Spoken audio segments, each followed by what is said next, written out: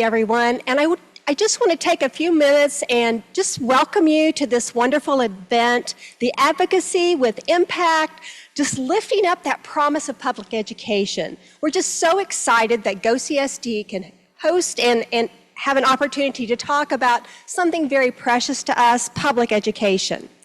So just for a moment, I want to just give you a little bit of background about GOCSD.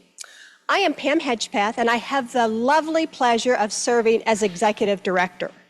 And when we think of GOCSD, if we could have our next slide, please, it's important to remember that we actually work from 3 different strategic goals. We call them our buckets. And this is the work of GOCSD. We've been around about 10 years. We have 110 school districts. We represent close to 160,000 students, and we work our opportunities from Joplin all the way to the Boot Hill. And with that work, we focus on professional learning. That's kind of why we were founded.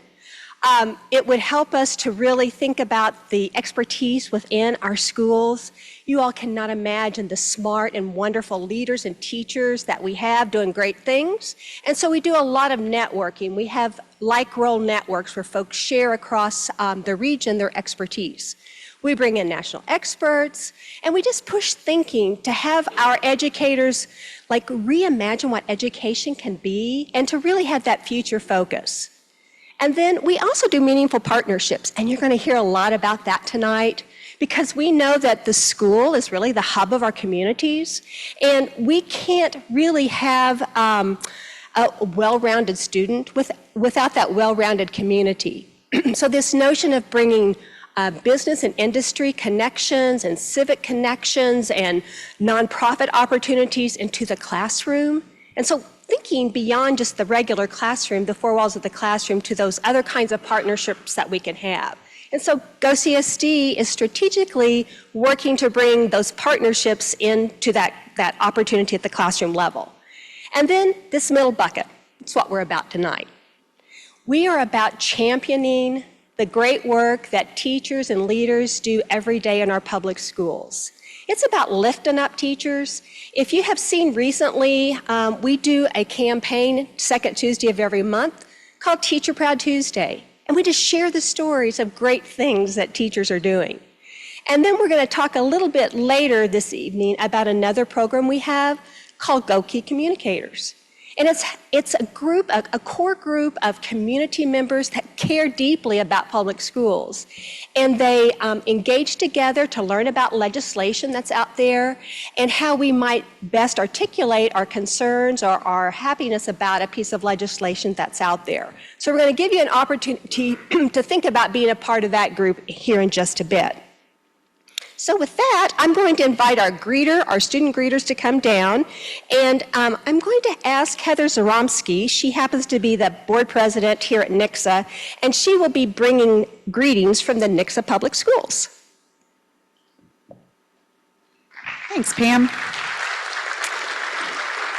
Well, good evening, everybody. We are so excited that you have taken your evening to be with us tonight to discuss this very vital effort to increase legislative action for our public education system. And welcome to our beautiful ATOS Performing Arts Center. There we go. We are really excited to be able to showcase this facility, welcome you all, and I want to thank our board and our superintendent for allowing us to be your host tonight. I want to thank our real world student ambassadors for welcoming everybody in. Let's give them a hand. They're looking sharp in their Portrait of an Eagle shirts. Thank you, students. I want now for us to please stand as we have the colors presented by the Nixa High School JROTC students. We have Houston Bohannon, Bailey Scott, Landon Broadway, and Dalton Jones.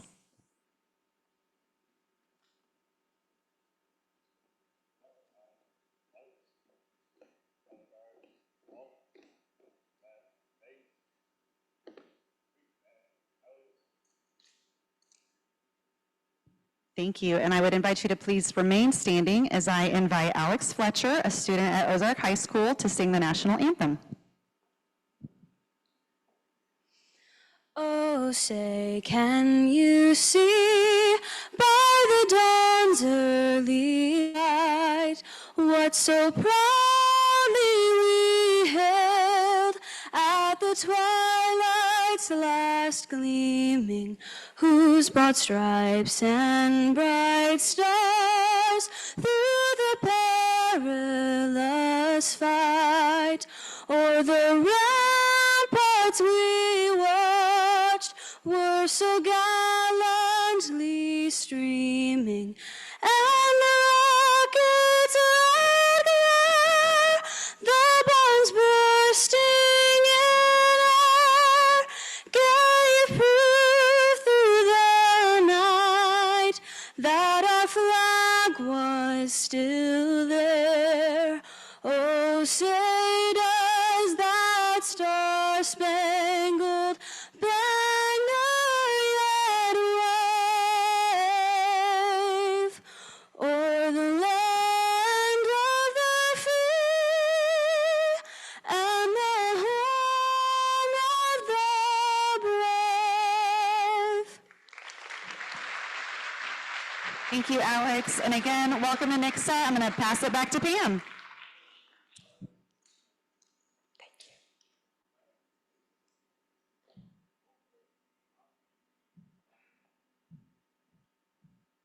Thank you, students. And you may be seated. So we had a slide up earlier, if we could go back. I just want to recognize the Greater Ozarks Cooperating School District's team. You can see across here, this is the team that helps support the work we do throughout the region. And then the next slide recognizes our board of directors. These gentlemen and ladies have lots of foresight in thinking about how we can take GOCSD to meet the needs of all the districts that we represent, and also push that forward-thinking practice. So if you would help join me, a round of applause for these board members and our GOCSD team. Thanks for all they do. So with that, I want to set up, we just saw some great actions by students. They're so talented. They just always amaze me, the great ways that they present themselves and the talents that they have. So we're going to take just a moment and just relax. I wish we had some popcorn, but we have a video that we want you to just enjoy that showcases some of the great practice that's happening across Southwest Missouri.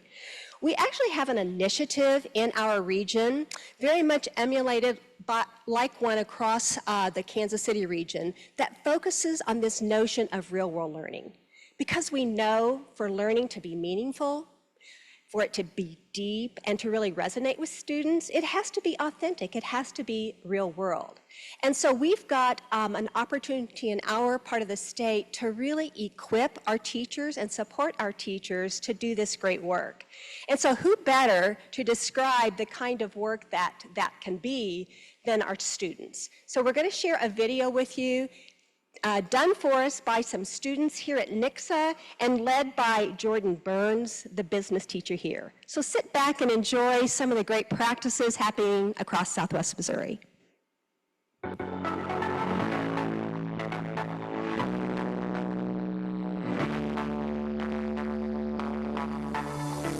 I mean, I used to look forward to Friday because, the school week, and not look forward to it because I get to commentate football games. It was the first game I ever doing, it was the championship. It was so fun. I just kind of fell in love and joined the class this year. Here I am. It's just kind of a adrenaline rush. The crowd, I feed off everyone on the team, and we got great coaches, great crew like Dalton's director, but we're doing a great job for this team. There's so many good people that we see comfortable and that's different. Thank you, Coach. We really appreciate you having you on and having you at this tournament. Well, I appreciate it, man. I'm thankful to be here. Thank you. Thank you. Yes, sir.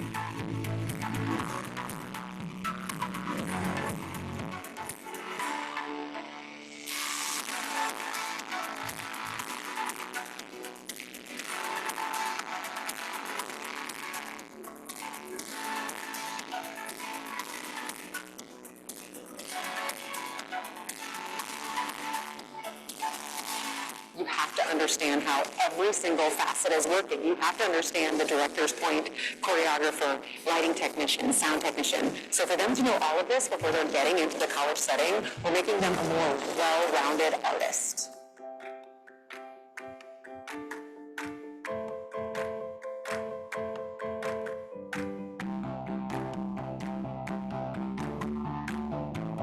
The skills that I'm learning now through real-world learning definitely has to be professionalism. It is very much required in GOCAPS that you are professional and you have very good mannerism. So that'll definitely help you when it comes to finding a job or having interviews, and even just talking to people outside of the real world. Having that professionalism is very important.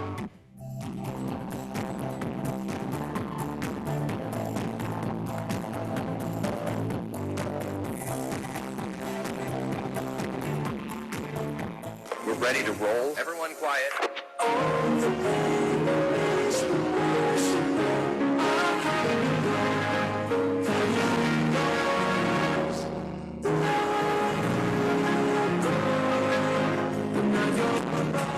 It's amazing learning from working musicians, choreographers, vocalists, technicians all over town.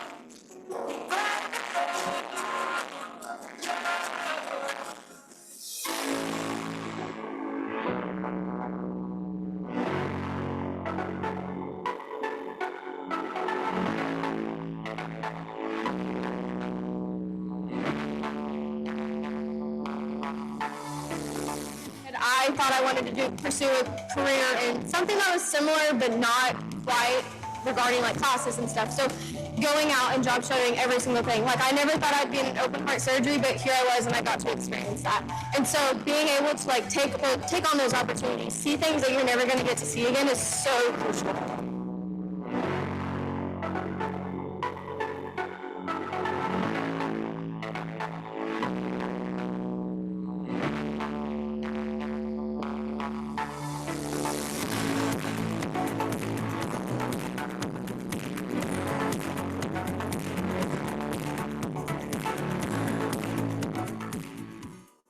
So as you can see, our school leaders and teachers are really being creative and innovative and thinking out of the box on how to rethink just the four walls of the classroom.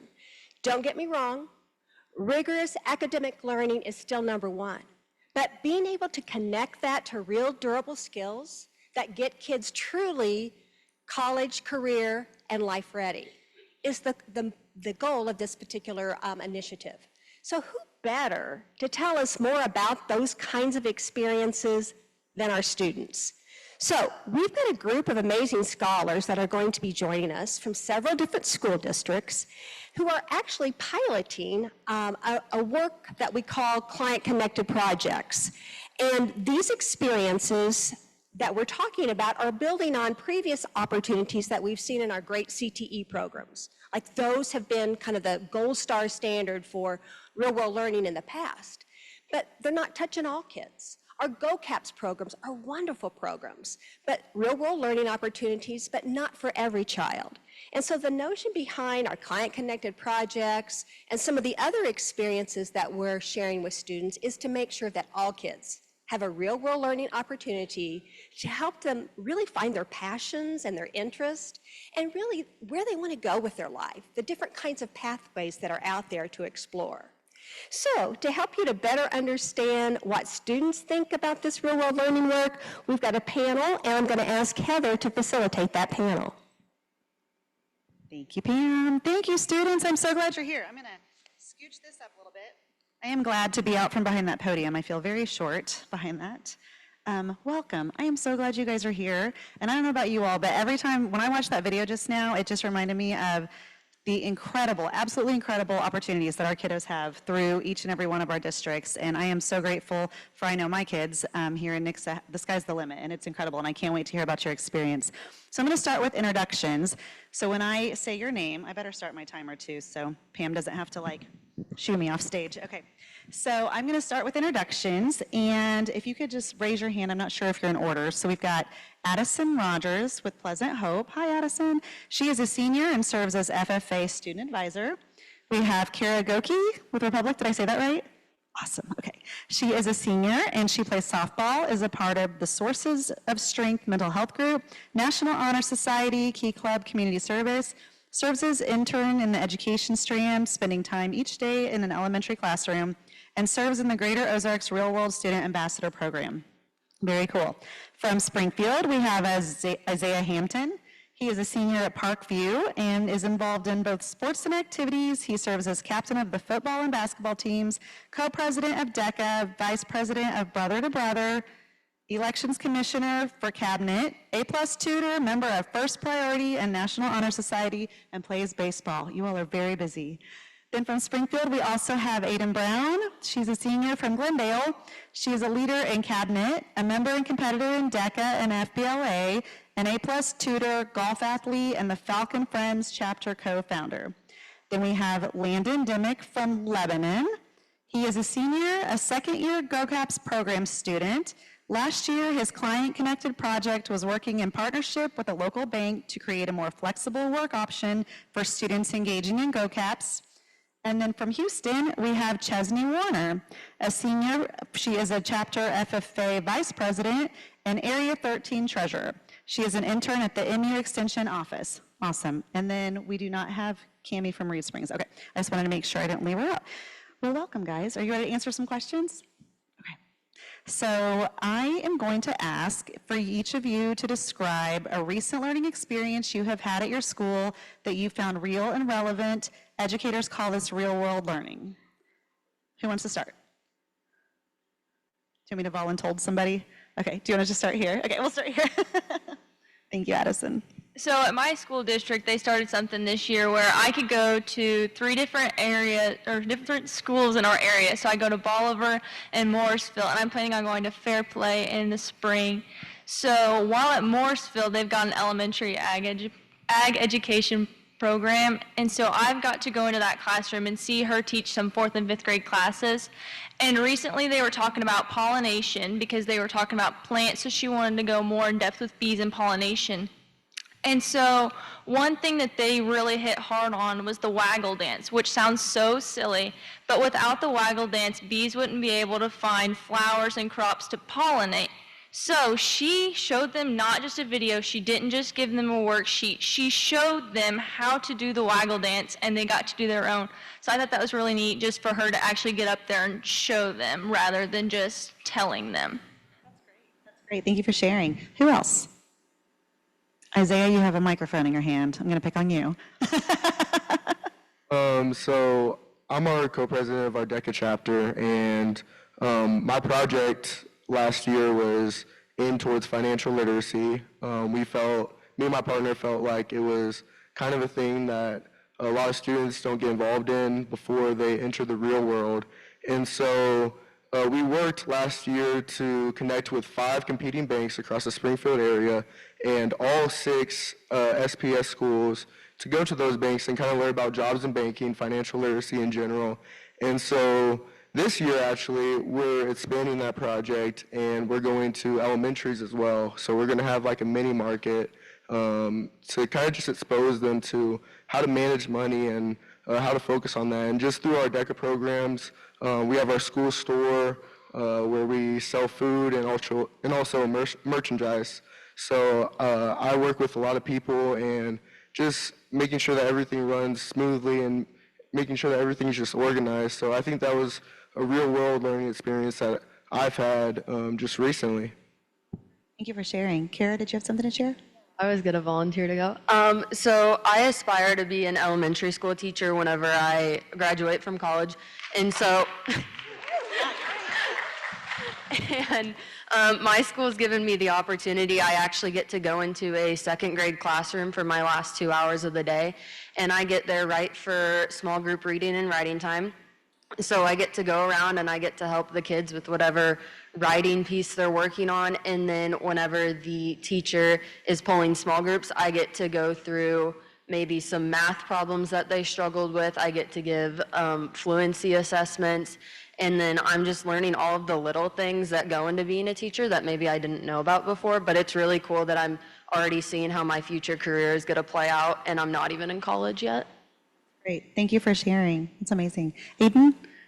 Yeah, okay. So I'm a DECA officer for our school this year, and so this last week we've been doing what's called the DECA SBE Week, which is our student-based enterprise week, where we kind of just get to show the things that we do in our store, our school store called the Nest.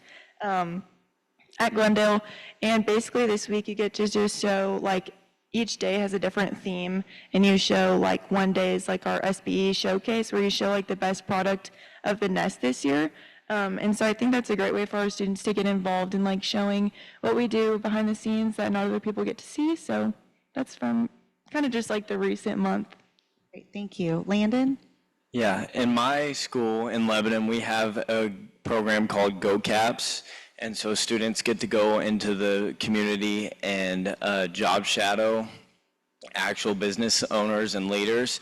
And so last year, at the end of the year, we have to do a project called Capstone. And so last year, I made a program, me and my partner made a program called Pathways to Paychecks, and it allows second-year GoCap students to be able to go into the businesses and get hired as second years, so they'll be seniors, but it gets them in the door before actually coming out of college or going into college. And so it's a great way to connect, and it really showed that the students that after the first year that you can take it further before going to college. So.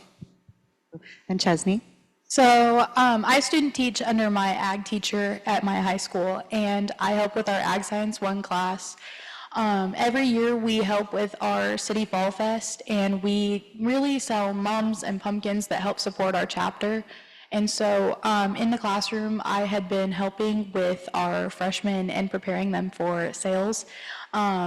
I don't think anything I told them really would have prepared them for what they were actually going to be doing when they were out there. They were very shocked.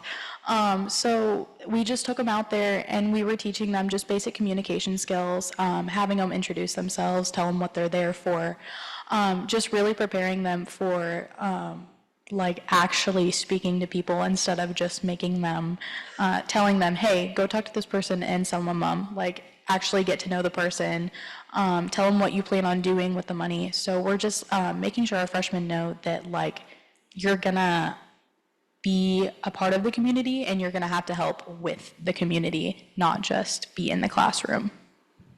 Great, and Chesney, I'm gonna start with you down there with our next question, and it's gonna be kind of twofold. So how did this experience help you see your school subjects differently, if they did, and what did you learn about yourself? So I learned that I already knew that I had a passion for teaching, but just in the few short weeks that I've known these kids, it really has fueled my passion for wanting to educate the youth on agriculture. And so I've just learned so much. I've gotten so much more patient. I've gotten so close with the kids. They've actually started calling me Miss Kinney.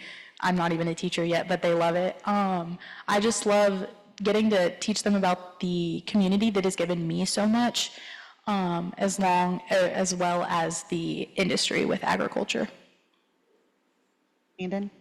I learned that the school subjects, like in our program, we actually got to see how they work in the real world. So math wasn't just problems and answers, it was wages and budgets and all of this. And so it was incredible to see. And I learned that in the community that it's not as scary as I thought it was, because all the business leaders, I learned that they're just normal people like us, and that it's really, they care about the younger generation. So I learned that. I think for us at Glendale with DECA, I think having a store being ran is a really hard process with a bunch of students. I think that definitely takes a lot of communication. So in our classroom, in our marketing classroom, we have a phone that goes from that classroom down to the Nest, and that has come very clutch. I think that our students sometimes run into some problems where you definitely have to call the teacher, and so being able to work those problems out is really nice. Sounds like there's been a lot of teamwork and communication and problem solving. Would you all agree with that? That's wonderful. Isaiah? I feel like when it comes to like school subjects, I've gotten to the point where it's less about the content and it's just about the things you learned completing those things. So like when it comes to like essays, in my English class, I've learned how to time manage and get things done by a certain due date. In my math class, being able to problem solve, and in science, just being able to just be creative and try different things. And I feel like that's something that has changed because of the programs I've been exposed to, the real world businesses that and mentors that I've been around, and yeah, it's just something I felt like. Attribute that to your real world learning experiences. That's incredible. Thank you for sharing. All right, Kara. I would say the main thing I've learned about myself is kind of how to push myself and how to trust my gut on a lot of things, because talking to little second graders, they definitely don't all learn the same way. And the fact that we're teaching them like the basics of learning and how that's gonna help them grow as learners as they get older, it's really important to try and like talk to them each a different way and learn how they learn best. And the other big thing that I've learned is last year I did this internship with a kindergarten class, and I definitely learned that I don't want to be a kindergarten teacher. And that is just as important. So that was very helpful last year, because I could have told you 100% that I wanted to be with kindergarten, but I figured out that I do not. So that's the other big thing. That's good. So I think one thing that I've learned about myself just throughout agriculture education in general is that it's so applicable. So like I do agri-science projects. That is my thing when it comes to FFA. I have done 5 in my high school career, and I plan to do 2 more this year. And I've learned that you use everything from that project on a daily basis. So in order to do an agri-science project, you have to use the scientific method. You have to write a whole research paper. You have to know APA formatting. You have to know how to speak. You have to do interviews. You have to practice. Like that's something most people don't realize, how much work and practice goes into everything that you do, but it does. Math, you use that so much more than you think. We were talking about it in Miss Porter's class the other day about how you use it so much more than you think. Skip counting randomly throughout your day, a little multiplication here, a little division there. Like it is just so much more than you realize. All right, students, I've got one last question to wrap us up, and we're going to have to be relatively quick. But how have these experiences, or have they helped you decide what you potentially want to do with your future? I know we've got a few teachers, it sounds like, so who else? I learned through it, I got to connect with a local bank, and I learned that I wanted to be an engineer before going into it, and so I got to job shadow an engineer, and I was like, man, this is not what I want to do. And so I was talking to my teacher, I was like, hey, I don't really know what I want to do, but can you just kind of put me here and there to see what I might want to do? And so I got placed at a local bank, and like from the first time I walked in there, I was like, this is what I want to do. So I want to become a loan officer now. Fantastic, Landon, that's awesome. Who else? So I was offered an internship position here at Mizzou, so that's what I'm doing currently. And while I have learned so much here at Mizzou, I'm learning so many communication skills, and I love getting to reach out to local producers and everything. I just learned I love the more classroom side of the agriculture community. I really do have a love and appreciation for communications, but I think this has really pushed me even further towards agriculture education than I have been before. And I just love being able to educate the youth on things that they didn't know, like how agriculture is all around them no matter where you go. And it is totally valid, and just as important to know what you don't want to do. So that's great. Anybody else? I think for me, I've always wanted to do something in fashion and business sales, but I think that I didn't really know what that meant until I got into high school and I started working in the nest and taking business finance classes, personal finance, marketing, entrepreneurship, all the business classes. But I think that the more that I learned and the more that I did hands-on, like in our classrooms, the more that I learned that I want to definitely do the sales part of it. Analytics is not for me. So I definitely like to do the more designing side of it, which is nice to kind of figure out what I want to do in my classroom instead of just kind of guessing when I went to college. Going off what these guys said, growing up, I thought I was going to be LeBron James or Kobe Bryant, and then I turned out to be 5'8". So that kind of went out the window. So I came into high school not really knowing what I wanted to do. And through all the business classes, the entrepreneurship classes, the marketing classes, and also being able to have a mentorship program, being in a mentorship program with Commerce Bank, I've kind of figured out that I wanted to go into banking, and just figuring out how much they do with the community outside of just being in an office building has just set my future in the right way, and I wouldn't have done that without just all the classes I've been able to take. Great. Last two. Anything to add? Okay. So one thing that I really learned this year is that I went into this year thinking I want to teach elementary ag ed, which is something that is not big in our area or at all in general. I tried high school my sophomore year, or junior year, I guess. I sat in on a freshman class and it was not my speed. I think just seeing how they process things at that young age and how much that affects the rest of their life is huge. Like, the agriculture industry is the biggest industry we have, and just knowing that our land is going down, but the amount of people is going up, and that most people don't realize that, and it's going to continue to decline. Where's our food going to come from? Those kids are our next generation of agriculturalists. What's going to happen to us? So I think that's really neat, just teaching them about that. Talk to my friends at SPS about that. I mean, I've kind of always known that I wanted to teach whenever I graduate from college, and this internship has just really solidified my decision. But it's just helped me learn all of the little things that go into teaching, kind of like I said before, and it's just really solidified my decision because I get to see that I am making an impact daily in these kids' lives. And I think it's so important because they are the next generation, and the fact that I have the opportunity to influence them and support them and give them a person that believes in them is just really cool to me. So That's awesome. Well, thank you all for being here again. This is why we do what we do, and you guys are incredible world changers, and you guys, if you are our next generation of leaders, we are going to be just fine, and that is awesome. So let's give them a hand, guys. Turn it back over to Pam.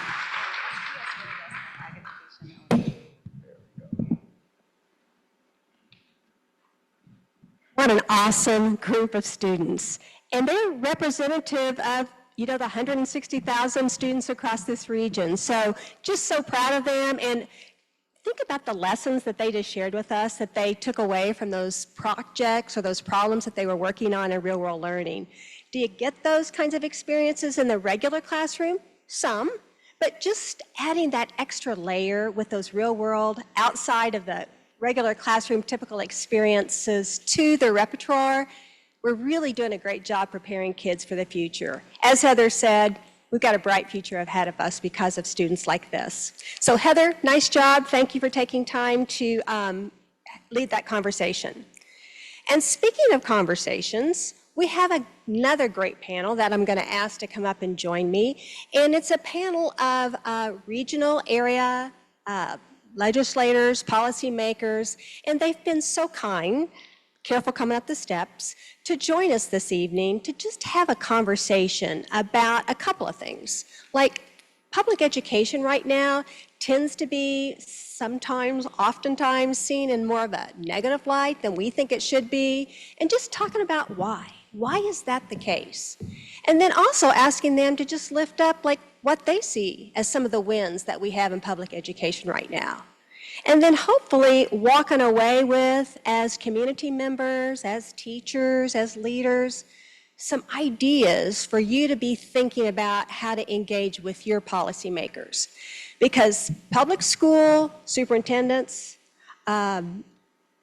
individuals alone cannot make a difference in this effort. It's going to take all of us collectively with a loud voice that public schools are doing a really great job and here's why.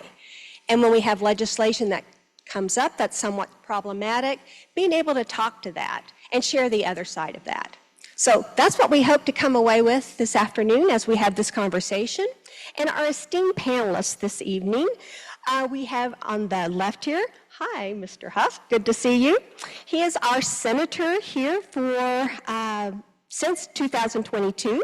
He began, though, his public service career in 2011. He was initially a Missouri House of Representative, then a Greene County Commissioner. He graduated from Missouri State University with a bachelor's degree in political science. Well, I love this part. I like the fact that you're a first-generation rancher because it actually fits with a lot of what our kids were interested here, and I love that. So we're so thankful that he has that background support.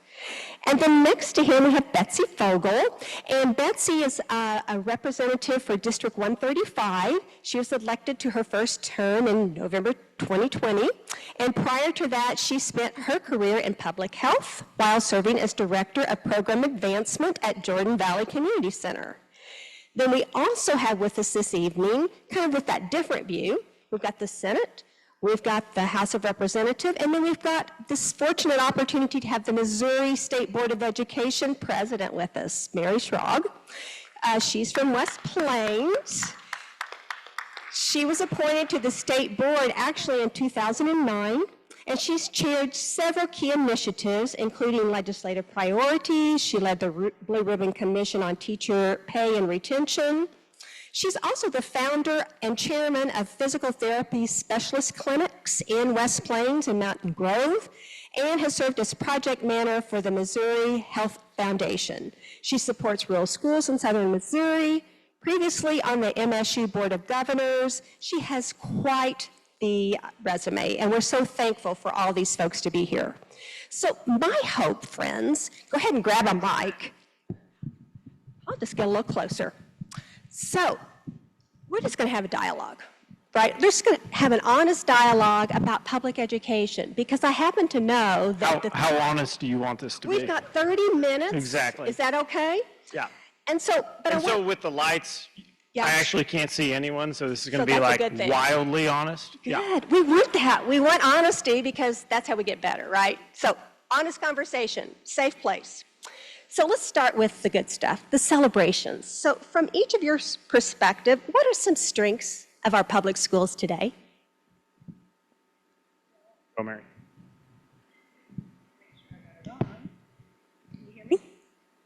Is it on? Great.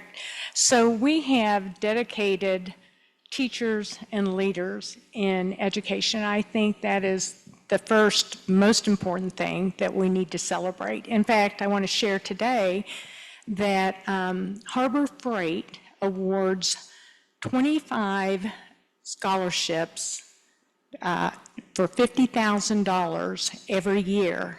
And this year, we found out this week that 2 of our educators in the state of Missouri. So when you stop and think there are 50 states, there were over 1,000 applicants, and 2 of the 25 winners came out of Missouri. I think that's something to celebrate. Absolutely. Thank you, Mary. What the other 2? What would you celebrate? You know, I think for all of us up here, we agree that public education is really one of the things that makes this country the greatest countries in the world, that every kid, regardless of income, ability, race, anything, religion, has the opportunity to go to a good quality public school. And I think that's something that we do well in the state of Missouri, and something that I hope that we continue to do well in the state of Missouri is making sure that every child, regardless of where they're born, has access to a pathway out of poverty, and we do that through investments in public education. Love that. So when, and I'm going to call her Betsy because she's been a friend of mine for like, I don't know, couple decades probably. So when Betsy talks about funding in public education, the entire time that I've been in the Senate, we have fully funded the foundation formula every single year, okay? Last year that was close to $500 million on top of what the annual appropriation was before that. I think it was $497 million, predicated on a Senate bill that was passed the year before that had some school choice, which I'm sure we'll get into this, Pam, in a minute, but it had some school choice provisions in it, but with that had, in my opinion, the largest increase in public education funding in probably a couple of decades. When those bills come due, your legislature should pay them, okay? So we made, at the time I was the appropriations chair of the Senate committee, And we made an investment in public education, which is what Betsy's talking about. It was $300-ish million on top of what Governor Hough allocated in his State of the State, because we believe in what you do. We believe in the next generation in the state. Like when we talk about, and Governor Parson always talked about workforce development and infrastructure improvement, like public education is the foundation of what the next generation of workforce looks like. So as long as we're there, we'll continue to do that.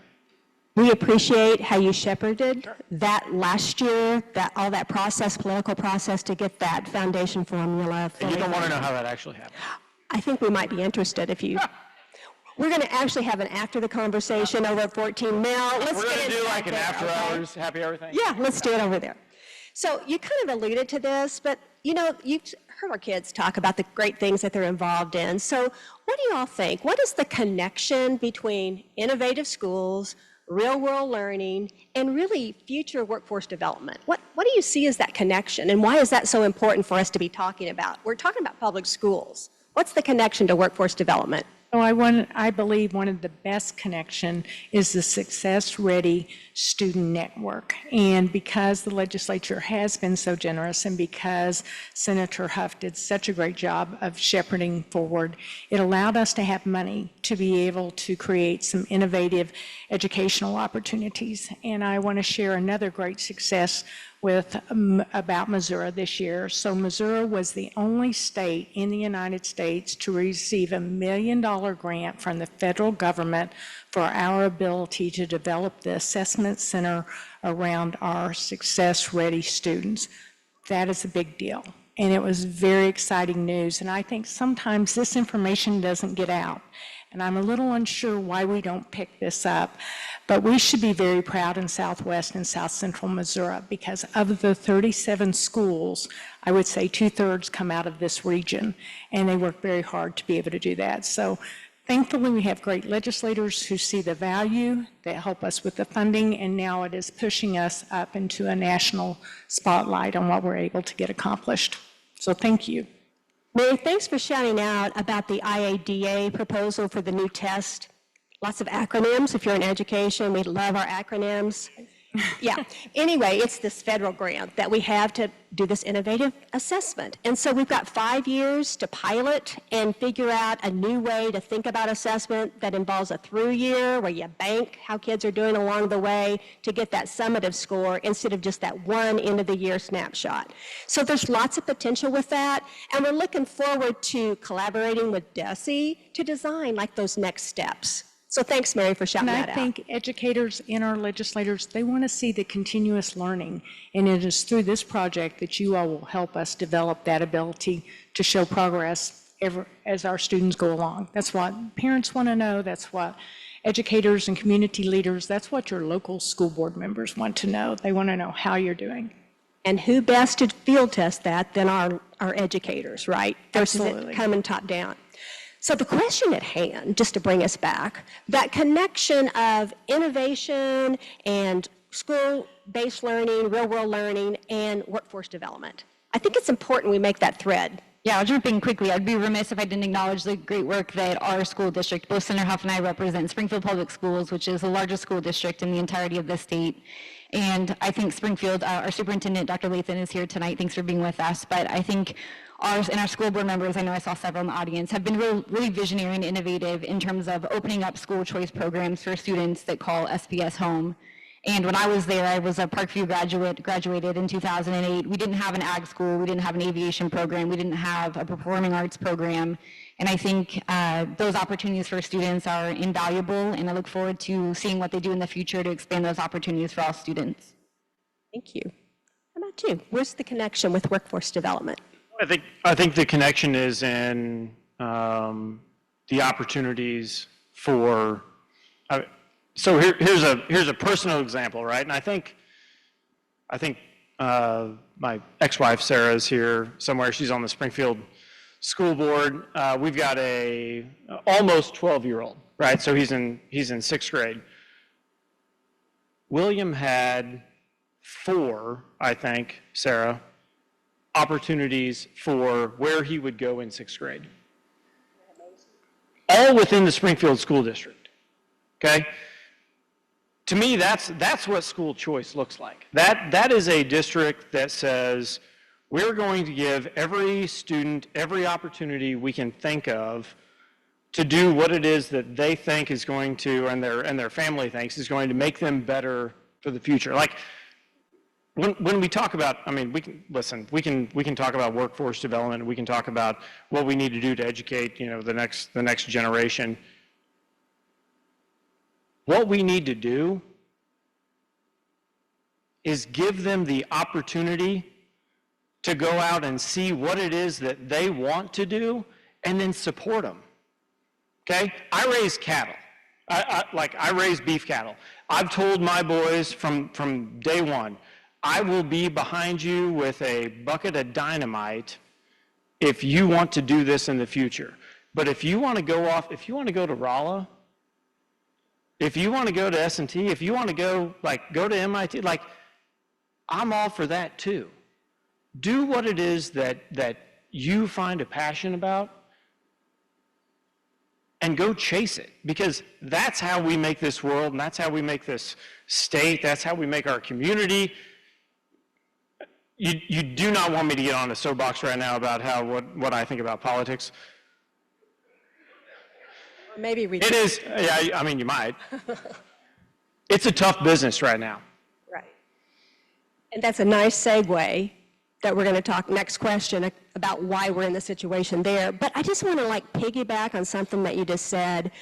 You noted that you wanted your student to have lots of different opportunities to explore what they wanted to do.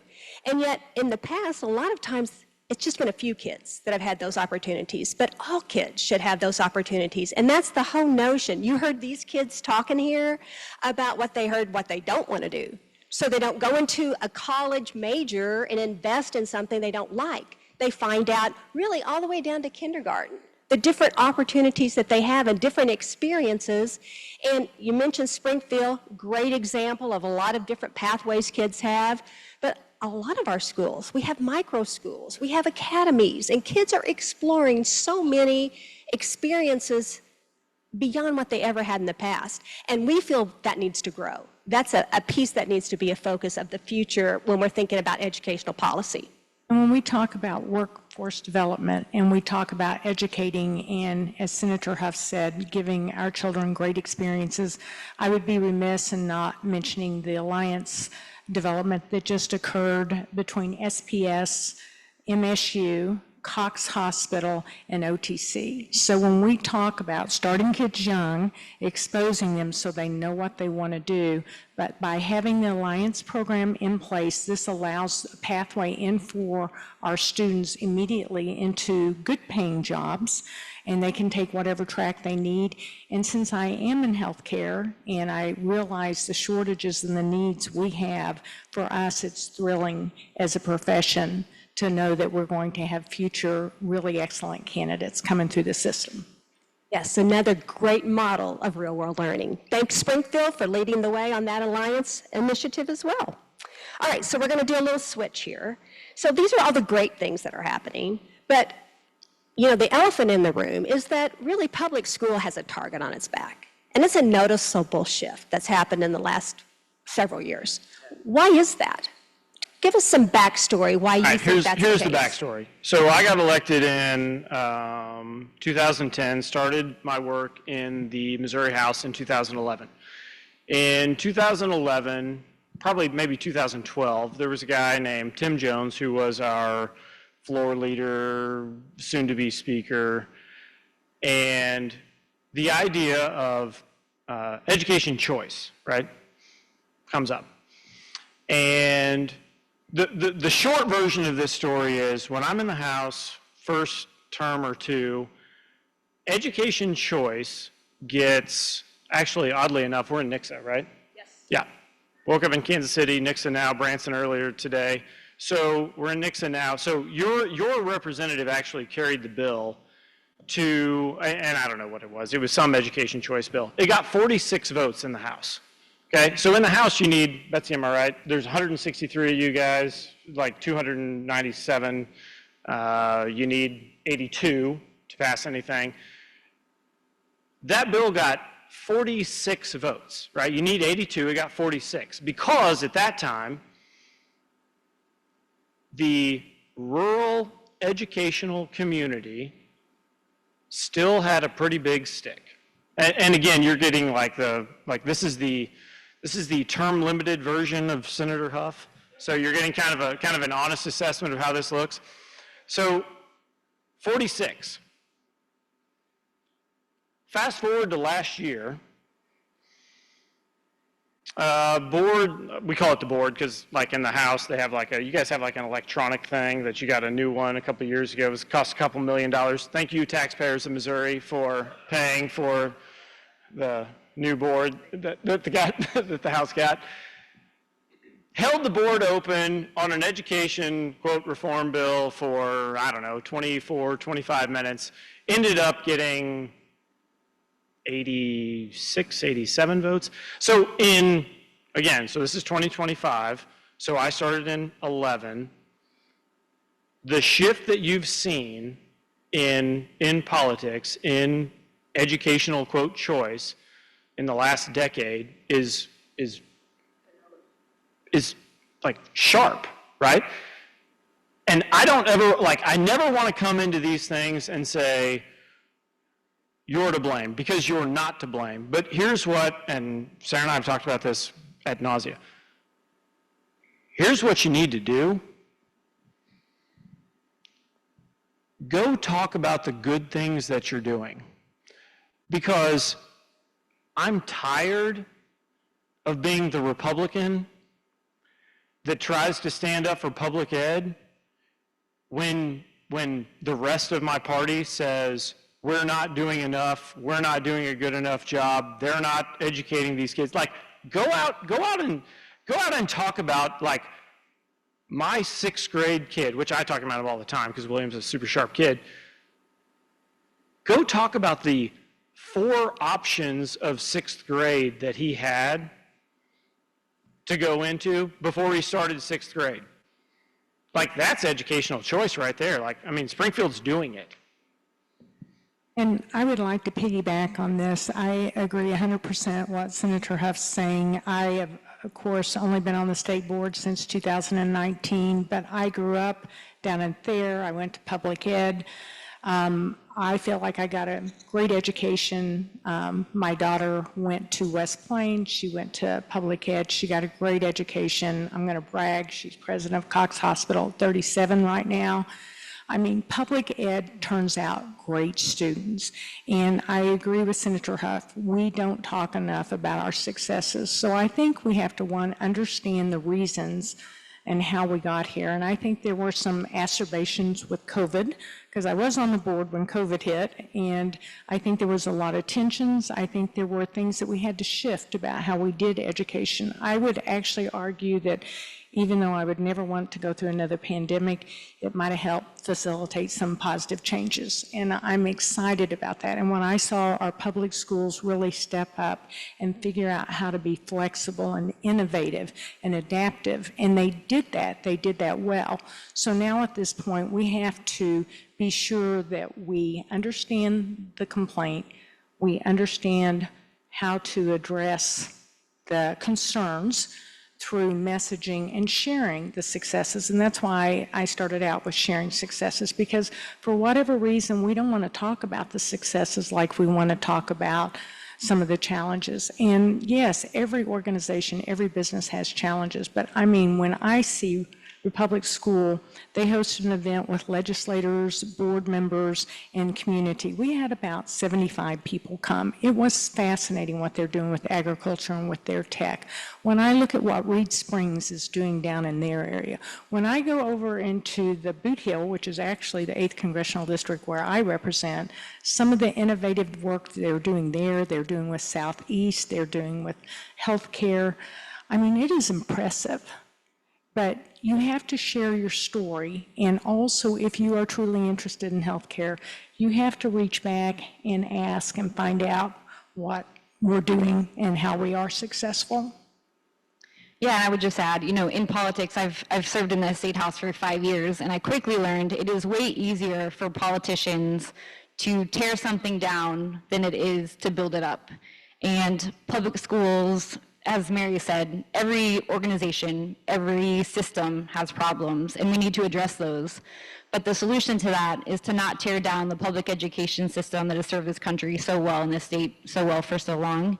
Last year, to Senator Hough's point, was the first time in Missouri State's history that we are going to spend general revenue on vouchers to send kids to private schools. The first time in our state's history that we will now be sending children to private schools that don't have any of the accreditation or certification expectations that you guys have. No locally elected school board can discriminate based on a lot of things. During the budget cycle this year, Senator Hough and I worked on this, but I went through every single private school that was a recipient of the voucher program the year before, and very clearly on a lot of them, on the front page it would say, if your child has any level of disability, this is not a school for you.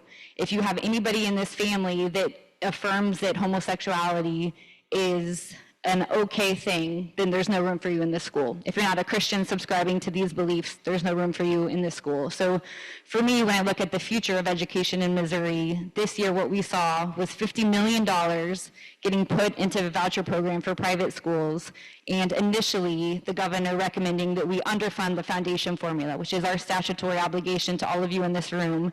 The promise that we made to our schools that we would spend per student in a classroom, underfunded that by $300 million. And I am always the first one to give credit where credit is due. Senator Lincoln Hough single-handedly put that $300 million back in the budget. There are a lot of people that helped with that effort. It was the right thing to do, but he deserves the credit for that. And I also want to say, because of that, he suffered some pretty significant consequences in the building. And as someone who was elected to always do what was right for the city of Springfield, it's an honor to sit on the couch with someone who shares that. Great. Thank you for lifting those celebrations up. We appreciate you. We appreciate all of you. We very much see that you're supporters of our work. So we need your advice. All right, so we've doubled the number of folks that are about supporting choice. And I know we need to tell our stories, but tell us how to tell the story, because we try to tell the story. We try to invite those legislators that are not as positive as we'd like for them to be in our schools. They won't come. And we try to tell those stories when we go visit them. They're just oftentimes closed-minded to some of those things. So help us. How do we truly engage and get them to shift their thinking just a little bit? How do we open the door?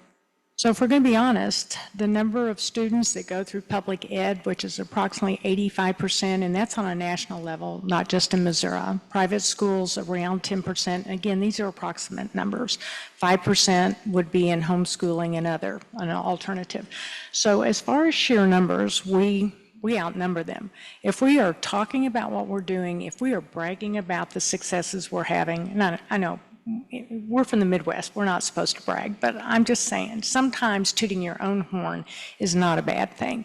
We have many good things going on in public education, but we need to be talking about it. And I agree that sometimes people get a very negative impression, and I have people just bring complete misinformation to me. And in fact, I'm just going to give a quick example here. I had a lady come to me and she wanted to know why we had cat litter boxes in all the girls' bathrooms in the public school, which I thought, besides the fact that it was absurd, I said, can you imagine the work that the janitors would have to do to clean up kitty litter throughout the school? Because if you had kitty litter in the bathrooms, it would be all everywhere, right? I don't know where this misinformation comes from. I'm not even sure why people would share it, because we all have our expectations, and I don't always get it right. I totally understand that, but I do think that when you look at sheer numbers, and I'm going to tell you another thing I think we all need to get involved in the electorate process. I know sometimes people are like, I don't really enjoy politics. Well, Betsy and Lincoln, they are our leaders. They are making decisions for us throughout the state. They're making decisions for our kids and our future. How can you not get involved? And I thank you. I believe very strongly about that. I feel like every educator should go vote. I feel like every parent should go vote. I know I vote. And in fact, I absentee vote because we can in the state of Missouri, and I am always afraid that something will come up. And only one time since I have been of age to vote have I missed an election. It was over a rainstorm. I got there at about 7:02, and they told me the polls were closed, and they meant it, and I've never forgotten it. So please, get out and vote, get out and support those individuals that you know will make a difference. Yeah, I'll just quickly add, it is kind of shocking if you have an elected official who's not being responsive to your request to come to your school. That is a really big problem. The most important thing we do as your General Assembly is fund our schools. We pass budget bills in a specific order. Number one, public debt, which thanks for getting rid of that. We no longer have any. Number two is education. It is the most important thing that we do as a General Assembly. So if your elected officials are not willing to come to your schools and see what's working, what's not working, then I would choose a different elected official the next time you go back to the ballot. Second to that, come see us in Jeff City, but more importantly, connect with us when we're home. When we're in Jefferson City, legislative session here in Missouri runs January through May.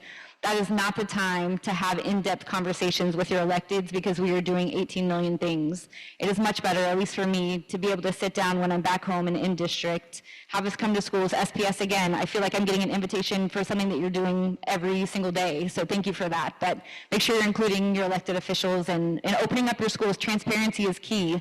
A lot of what I hear as an elected from people who are hesitant or maybe apprehensive about public schools is they don't feel like there's that transparency. And I think I can, again, just highlight SPS. I think you've been very intentional about building out opportunities for families and the public to come in and see what you're doing, which is a lot of good work. Great advice, yes. How about you, Lincoln? Well, I actually don't know what the question was. Let's go back to that question. Yeah. Like, all right, so we've got... there's been like a good Great, conversation here. yeah. Well, so we've got these kind of naysayers that really don't want to come visit our schools. Like, we're trying to tell our story. So how do we actually get those folks more engaged to see the good work? Good luck. Again, like the unabashed version of me. I come from a family of educators. Like I said, my father was the dean of the College of Education at Missouri State. My mother was a homeroom mom that raised both my brothers. Turned out to be, well, I mean, my little brother's a fake doctor. He's got a PhD, and my other brother's an actual doctor with an MD. And then, yeah, right. And then I mean, you've got a family of educators. Your sister's a teacher and has been.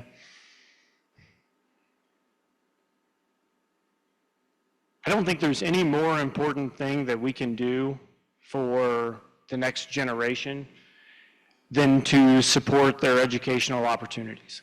And again, like I do not mean to put this back on you because I know going to Jefferson City is an imposition. I know it's 2 hours from here. The way I drive, it's about an hour and 10 minutes. But like, it's a day off of work. It's a day away from your families. I get it.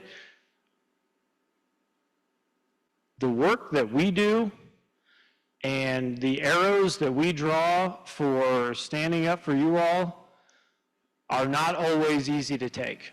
And I will, on open mic night, take this opportunity. And I have not said this publicly in the last 3 weeks of interviews that I've done since our last special session, but I'm going to tell you guys exactly what happened and why I am no longer the chairman of the Senate Appropriations Committee, okay? So after this last special session, 15, 20 minutes after the special session ends, our President Pro Tem walks into my office, kicks 3 other senators out, says, I want to talk to Lincoln for a minute. Yep, fantastic. She sits down and says, we're tired of fighting with you. And I said, Cindy, her name's Cindy O'Laughlin. She's actually a nice lady from Shelbina. I said, Cindy, what are we talking about? What have we been fighting about? She said, the majority of your committee last year did not want to fund education, and you did it anyway.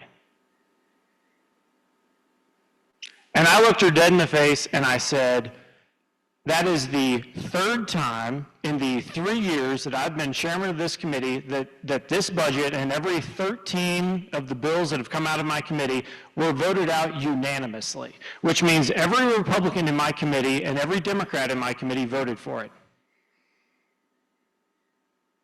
Because they believed in the priorities that we were moving forward.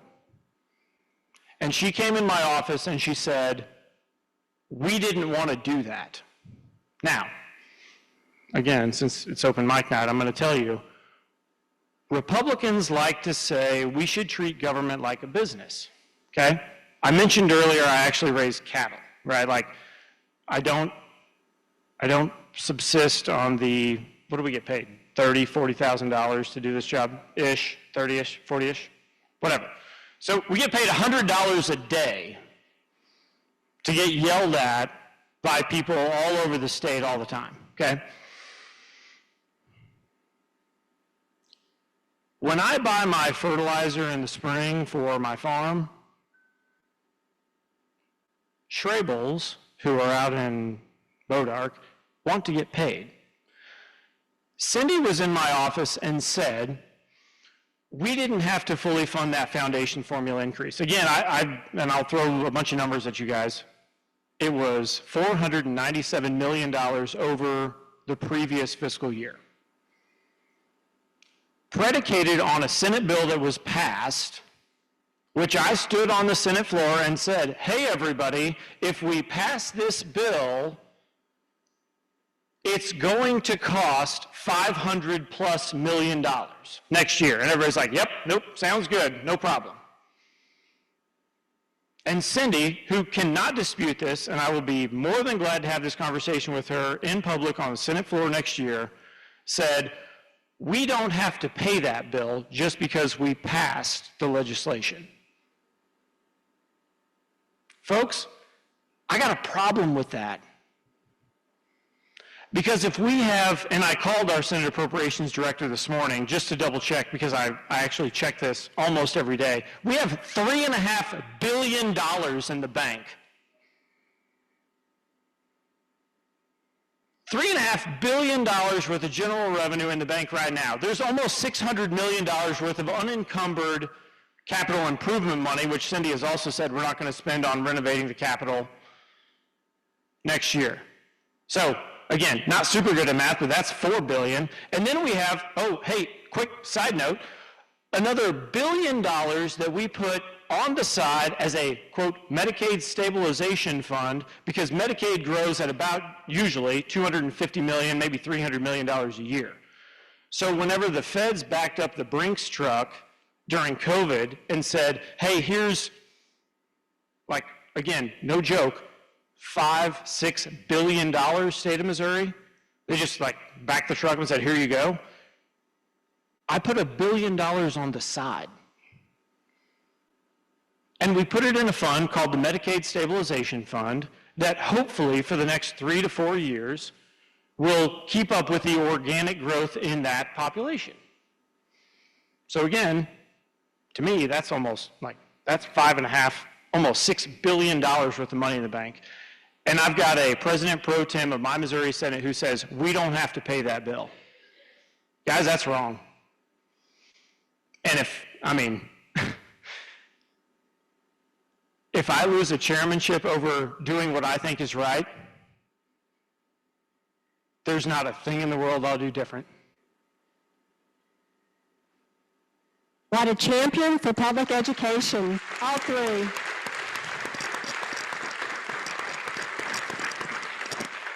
We're getting close on time, and so Thank God. we thank you for pulling back the curtain and helping us think forward to this next legislative session.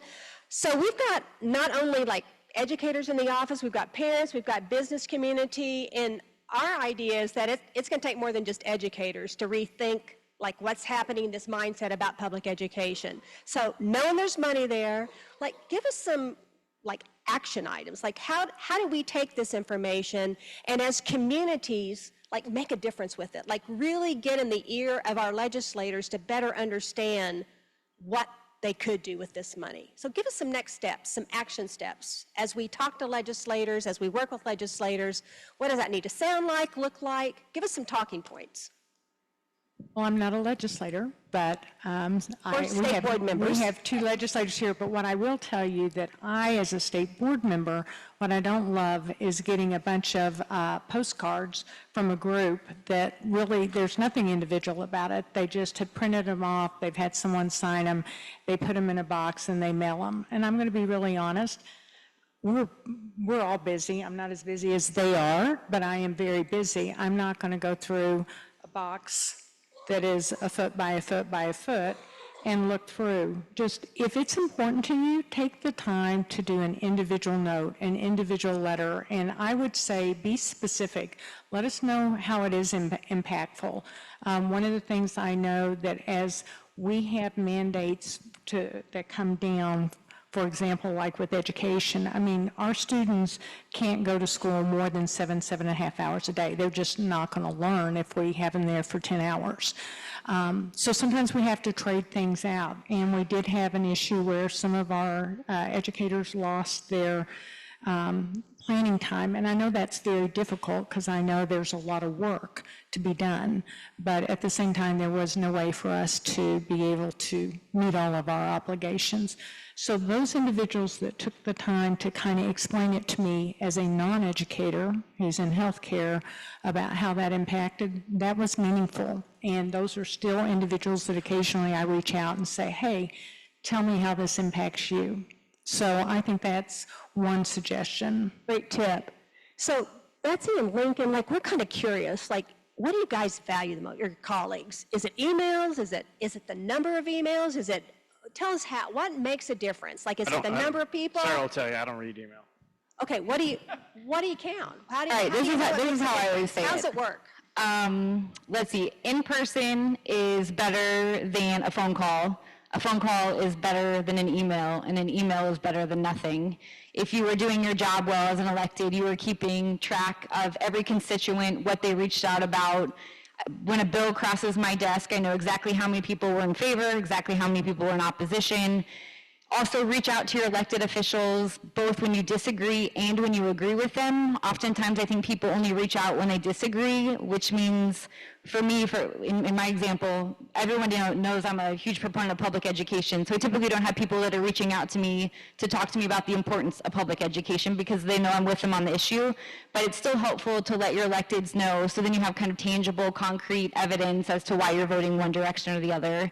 And then I would quickly say, and Senator Hough mentioned this earlier, I know it's hard for us to come in this room and talk to educators and try to encourage you to do one more thing in your day. We already know how hard you're working. You're expected to educate our children, clothe our children, provide mental health services to our students. Like, we put a lot on your plate, but advocacy is really important. Let us know what you need.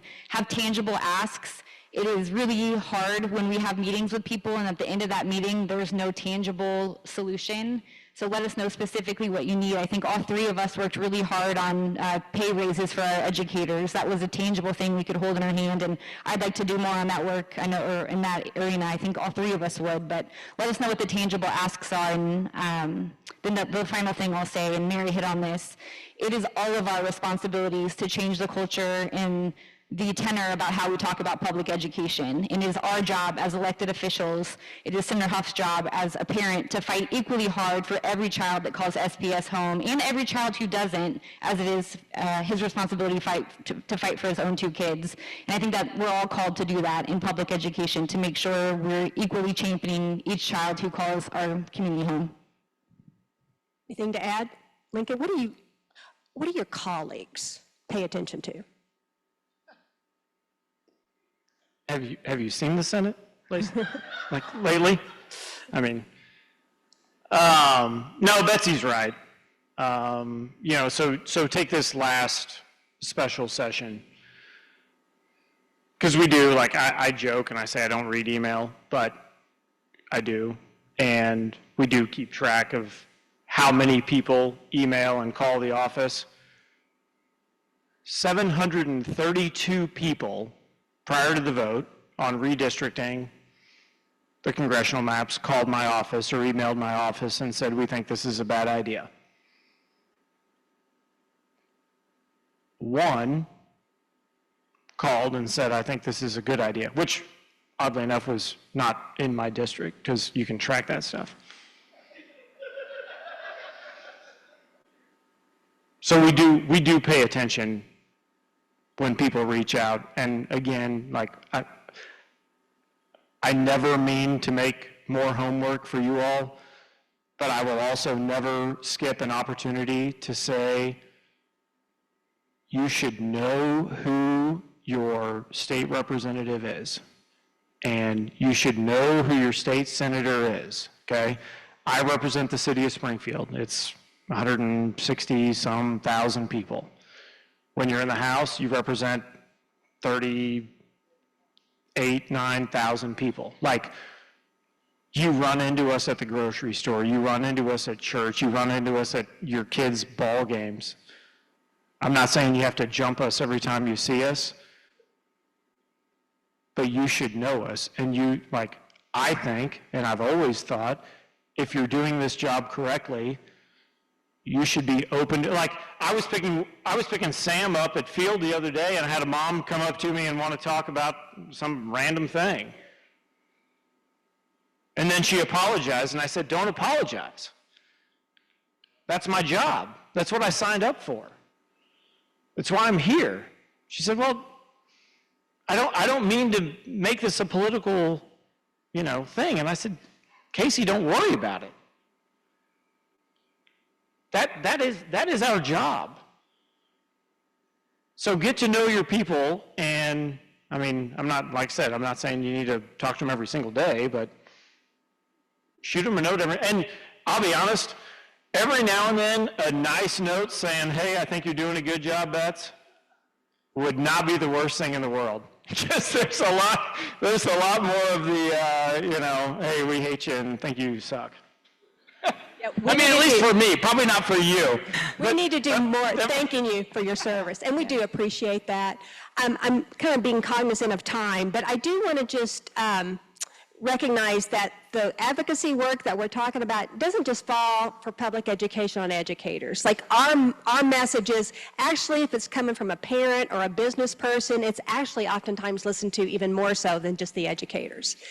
And there's actually one topic that I would be remiss if I don't just mention, because that would have actually been a nice transition to close out the night, but I know my superintendent colleagues will just not be happy if I don't bring this up. This whole notion of, like, we're relooking at the finance formula, and then we're also, like, having all these pieces of legislations about property taxes. And we happen to know that we're a state that is number 7 as far as local funding, and 50th when it comes to state funding. So I can't leave that topic off the table. I know you guys were going to stay just a little extra time, but we got to talk about that. Give us some insight on what you think we can do to advocate to keep property taxes at. Yep, so I'm the guy that at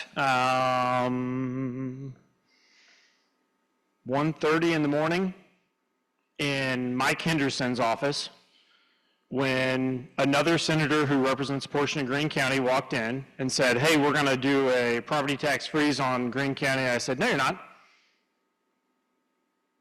He said, well, it's going to be on the ballot. And I said, no, it's not. And he said, well, I mean, we're going to have to talk about it on the floor then. I said, fantastic, let's talk about it on the floor, Curtis. Like, I look forward to that. Because because when this conversation came up, I called a few people. I called the mayor of Springfield, and I called the presiding commissioner of Greene County, and I called the police chief, and I called the fire chief, and I called the school superintendent. And I said, what do you guys think about this idea? Freezing or capping at 5% property taxes in Greene County. And they were like, well, that doesn't sound like a great idea. I said, okay, good. I'll be happy to stand in the gap and say, not for Greene County. Like, I only represent Springfield, so I'm not going to step into somebody else's district. But you have got to have people who are willing to stand up and say, this is not what my community, like, No, I didn't call 100 people, right? I called 5 or 6 or 8 or something like that. And every one of them said, this doesn't seem like a great idea. I said, great, then we're going to stay out of it. And I don't even, like, I'll be honest, I don't know the number of counties, maybe you do, that's but like, is it like 90 or something? Like there's a lot of counties that are getting ready to have on the ballot either a property tax freeze or cap at 5%, which, by the way, guys, this is a perfect example of like kind of politics run rampant over an issue that happened in a specific area. And this is like mostly predicated around Cass County. Okay, Kansas City has got like a problem, I guess, with their assessor. And a lot of people are pretty upset about the rise in property value, like assessments. Again, like I raise cattle. I'm not always super excited whenever I get the congratulations, your farms are assessed at a higher number than they were the year before letters in the mail, but it is what it is. But I don't believe that we need to jump in as an entire state because we got one issue in a specific area. Like I mentioned that Sarah's on the school board in Springfield. Go run your district. Like if you don't like how your county's being run, change who's there. I've always said that. Like, if you don't like how your school's being run, change who's on the school board. If you don't like how your city's being run, change who's on the city council. If you don't like your mayor, get a new mayor. I don't care. Like, people want to complain about Columbia right now and the crime. Well, fire Barbara. I don't know. I mean, her name is Barbara Buffalo. Like, I mean, that's the mayor of Columbia. All right, I'm cutting off. Go ahead. Yeah. Betsy, please intervene. Yeah, everyone was asking for it. I was the only one brave enough to do it. So, quickly, I said this earlier, but again, in politics all the time, I see frequently, it is easy to do the politically expedient thing. It is easy to go to your voters and say, I'm going to eliminate your taxes. That's a pretty popular thing to do with the electorate. But you know what else is pretty dang popular? Good public schools, a public safety net that when I call 911 at my house, someone responds immediately. When there's a fire down the street, firefighters show up. Those things are also pretty popular. So it's finding that line, making sure we have the resources that we need to live in the society and in the state that we all want to live in, while also not overtaxing our electorate. And we can have an argument and we can disagree. I'm sure the three of us would have three very different opinions on what that looks like. What I am not comfortable with is continuing down a path where we are underfunding our schools, where we are privatizing what was always meant to be a public good for all children and sending tax dollars to schools that we have no local oversight of.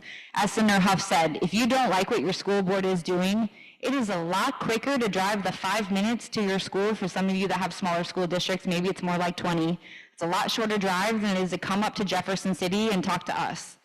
I think the more we can keep power centralized and as close to the people as we can do that as possible, it's a good thing. So as we head into the next few years, I think my gravest concern as a General Assembly is what we're going to do with our public schools. And the governor, this is an area he and I happen to disagree on. I think he's been pretty public about wanting universal school choice by 2027.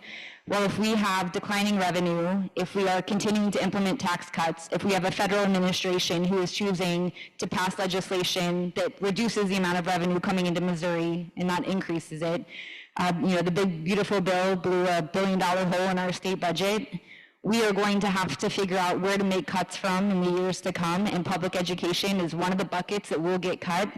And I think it's really important that as we look to the future, we're not underfunding and under-resourcing our children, because each and every kid that calls a public school home, and not even our public schools, all schools, homeschool kids in private schools, but it is our obligation, the two of us, and Mary in her role, to make sure that our public school children have what they need to be successful.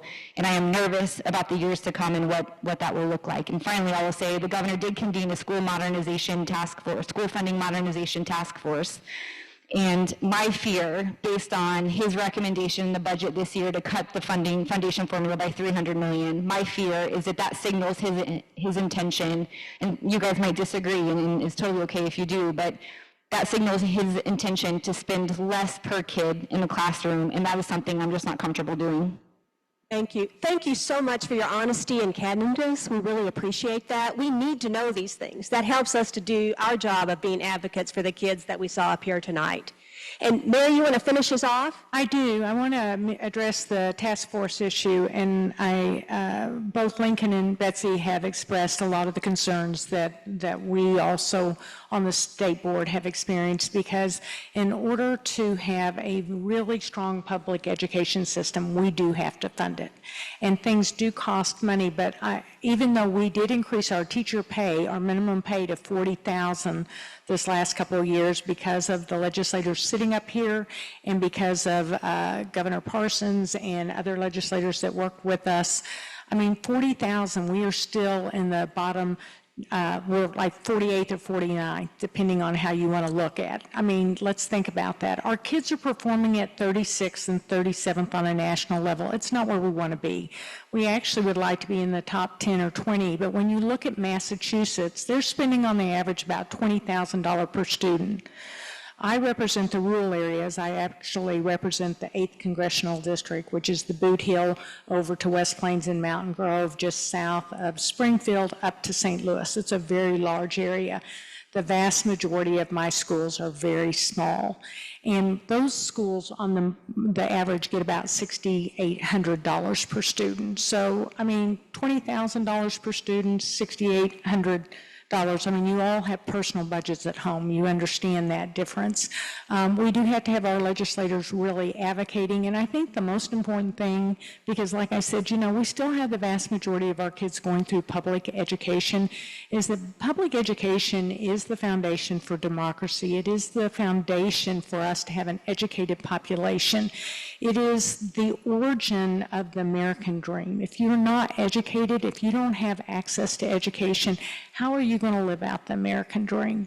And I just want every child, whether you're from Thayer or West Plains or Dora or Eminence or wherever you come from, I want you to have a chance at that American dream. I got it. I think Lincoln and Betsy got it, which I want to mention I've known them since they were in college and high school respectively, so I'm a lot older. But I want everyone to have that opportunity. So thank you for what you're doing. Lincoln, thank you for your transparency, and Betsy for really sharing as our rep. We really appreciate your work. And Mary, thank you as well. Let's give this team a round of applause. We so appreciate. We learned a lot. And hopefully, come on up, gentlemen, and if we could have the next slide, you're walking away thinking, hey, I want to help support public education.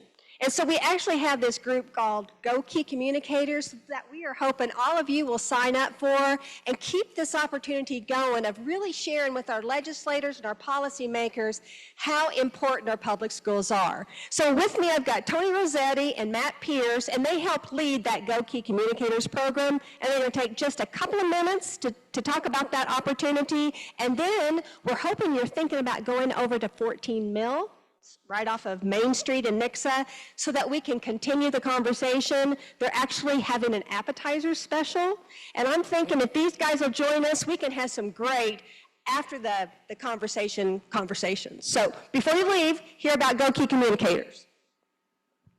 Thank you, Dr. Hedgepeth. Excuse me. Go Key Communicators is something that we do during legislative session mostly. We have some onboarding sessions, but we try to meet every other week and learn about what's happening in the state legislature and what bills will impact education and how we can advocate for ourselves and make sure that we're communicating with our representatives, legislature, or representatives, senators, and state board about the good things that are happening and how things that maybe aren't so good legislatively might impact us. Yes, so if you are inspired by what you've heard today from our students to our legislators and would like to get together with some people to discuss how we can make next steps to maybe build better relationships with our legislators, to how to communicate with others about some of these issues that will come up along the way, getting together with this group, collaborating and networking with one another is a really good place to be. We only meet 4 or 5 times during the legislative session, and if you have the opportunity to participate, we'd love to have you. Thank you, gentlemen, for leading that work. Thank all of you for being here. Hey, if you're a teacher, thanks for what you do. We so appreciate you. And parents, keep doing a good job with those kids. And legislators, policymakers, we so appreciate you. Let's keep fighting the good fight. Thanks, everybody, for being here.